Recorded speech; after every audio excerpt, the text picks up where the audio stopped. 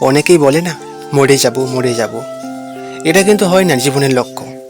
কারণ আপনাকে আপনার বাবা মা মরার জন্য জন্ম দেয়নি। কেউ বলে না আমার ব্রেকআপ হয়ে গেছে, আমি আর এই পৃথিবীতে থাকবো না, মরে যাব। এটা একদমই ভুল উদ্দেশ্য। কারণ যে যাওয়ার সে তো যাবেই, যে থাকার এমনিতে থাকতো। সে যদি তোমাকে যে সত্যি ভালোবাসতো তাহলে অবশ্যই থাকতো, তোমাকে ছেড়ে ওই চলে যেতে পারতো না। কারণ সে তোমাকে তো কখনো চায়নি, তো তার জন্য তো গেছে ও ভালো মানুষের হাত ধরে। আপনি কি সেটা কি মাথায় কি নিতে পারছেন না? একবার অবশ্যই জিনিসটাকে মানে ভাবুন একটু, যে সে যে গেল আপনাকে ছেড়ে কেন গেল?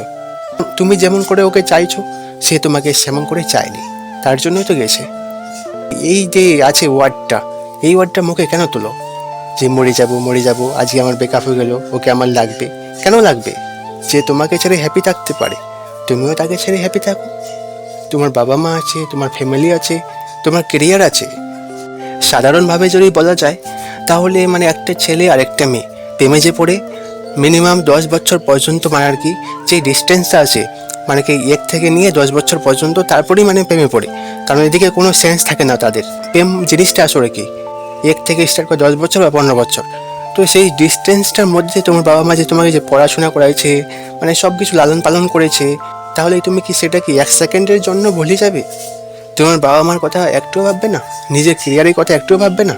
তোমার মা যে তোমাকে যে মানুষ করলো, মানে 10 মাস 10 দিন, একটা মা গর্ভবতী যখন থাকে 10 মাস 10 দিন যে তোমাকে যে মানে নিয়ে বেড়ায়, বহন করে, তো সেটা কি তোমার কি কোনো মনে থাকে না?